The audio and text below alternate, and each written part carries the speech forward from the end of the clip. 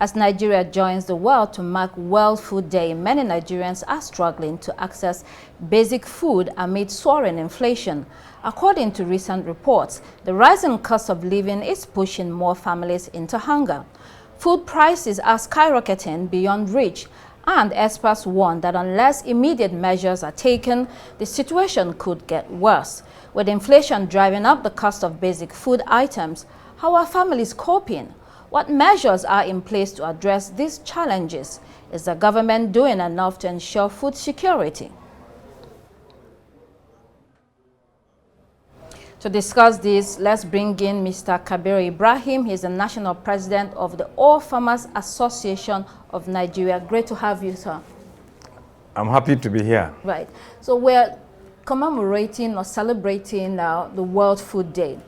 How is the association marking this day? Well, we began by following the almost a routine, taking walks, visiting fields, visiting some farms wherever we are. In Abuja, we went to Buhari.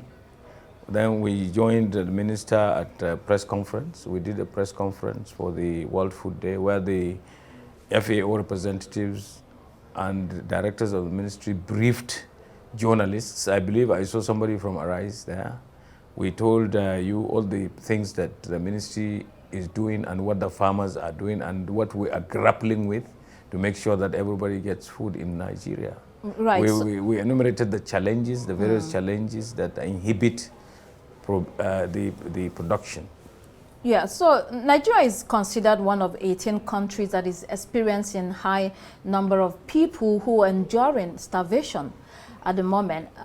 Tell us, what is the biggest challenge that your association faces? I mean, it's a very critical group because you provide food for Nigerians. Well, I would want to say what are the critical things or problems facing farmers in Nigeria, not my association. Right. Yeah, they're all members. We are in the association because we are farmers. But that's what I mean. Okay, they're all fine. farmers, yes. Now, first and foremost, and the first thing that comes to mind in this country and for a very long time has been insecurity. Then, of course, climate change came. We are having floodings and in some cases, droughts. We have had this perennial problem of low mechanization, where our people are spending a lot more money now to buy inputs like fertilizers and chemicals and all that. Those are very, very serious threat factors to the attainment of food sufficiency or food security. So these are the problems that we're facing. Okay, so in all those problems that you've just enumerated, are you in contact with government, and are there any type of assistance that you're getting in order to make your work easier? Well, I just told you how we even celebrated the World Food Day today. I mean, we didn't just go to the ministry to do that. We have been collaborating with them on many, many things, and there are many, many windows, support windows that for example, go to farmers. There is a program that they call NAGS AP. It's supported by the Africa Development Bank. It supports farmers in 4 competencies: wheat, maize, rice, and cassava. Farmers who are participating in the program get support for half a hectare of land with free seeds, cheap fertilizers, and chemicals. Those farmers are, I believe, coming up with very bumper harvests because the national coordinator even gave, some assessments of the performance. Outside that, we had received fertilizers that the CBN gave the ministry to give to farmers. That went to farmers free of charge. And we have donations of fertilizers from a company in Russia, not fertilizer per se, but phosphate, a component of fertilizer, 33,000 metric tons. That is going to be swapped with real fertilizers. The blenders are going to be given that, and they will give us fertilizer to the extent of the phosphate.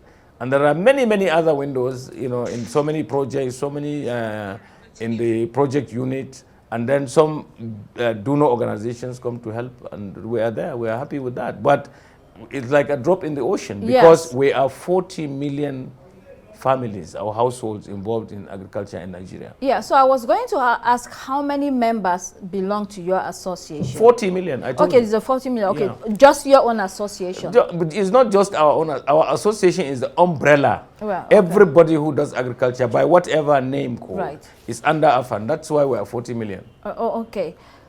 So, in terms of policy, do you think that the government is really prioritizing policies as regards to agriculture in this country? Are you?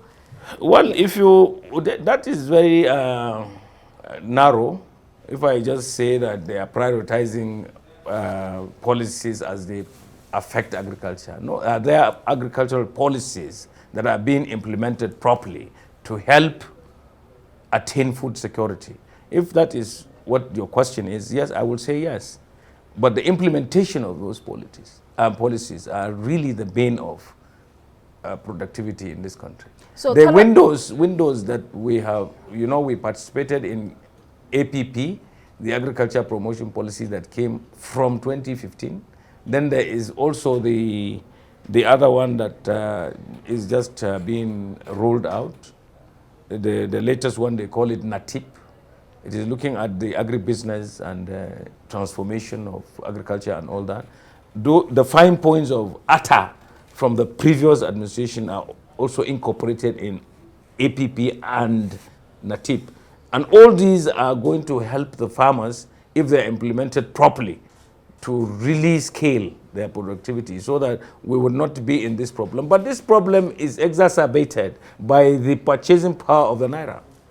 To tell you the truth, you live here in Abuja, go to the farmer's market in Maitama, for instance. There is food there, but you cannot afford it.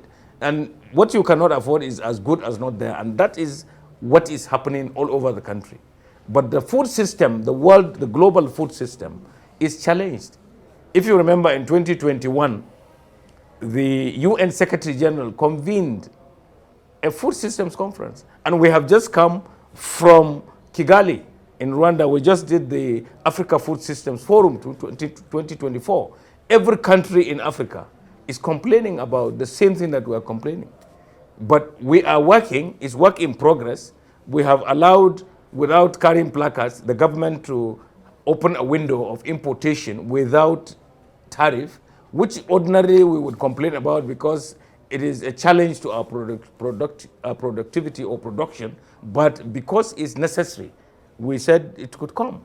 And even that implementation is a problem because the period is almost over, but we do not have any serious reduction in prices because the adoption by people in business is very, very low.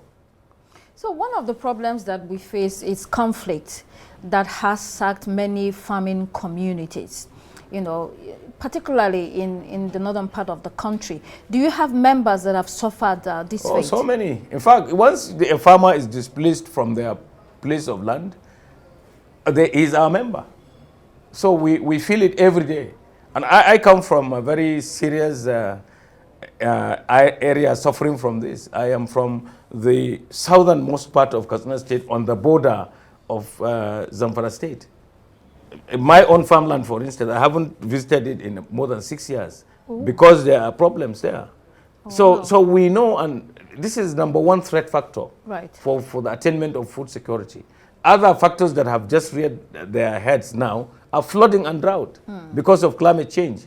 This year, for instance, we got floodings at the point of harvest. Most of our crops have matured. We're just getting ready to harvest. And then we have floodings that in some cases destroys the whole farmland. So these are very, very serious threat factors. And the insecurity is number one threat factor. So have you stopped farming because you relocated? No, but I don't have one farm. I don't have one farm. I'm just telling you my farm that is in that area. Yes. But I have other farms. Okay. And even in Abuja, I cultivate some things. So it's... So are you hopeful, given this situation, that things will improve, or do you fear that it will get worse? Even your life is going to be better. no matter what you think now. Insecurity will be surmounted.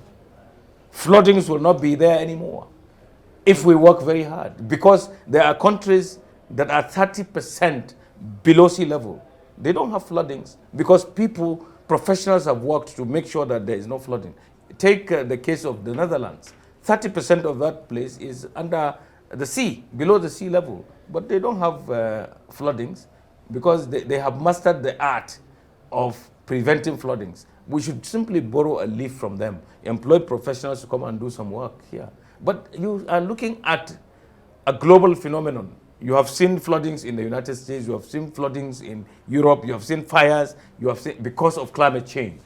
And these are societies or nations that have had it all, but you have floodings there. So if you have flooding in Nigeria, first and foremost, as Nigerians we say, is an act of God, but it can be mitigated. Right. We will have to work very hard, and it's everybody's problem. You don't say it is government. Who is government? You are government. Okay, so on this day, what's your final message both to the government and to the people? What I think we should do as a nation is to look inwards, scale productivity inward, here in the country, so that everybody will be happy. Bringing in anything from abroad is not sustainable. You must produce what you eat here and eat what you produce. Yeah, that's an excellent point. Well, thank you so much for providing some insight on this day. Thank you. I thank you for having me.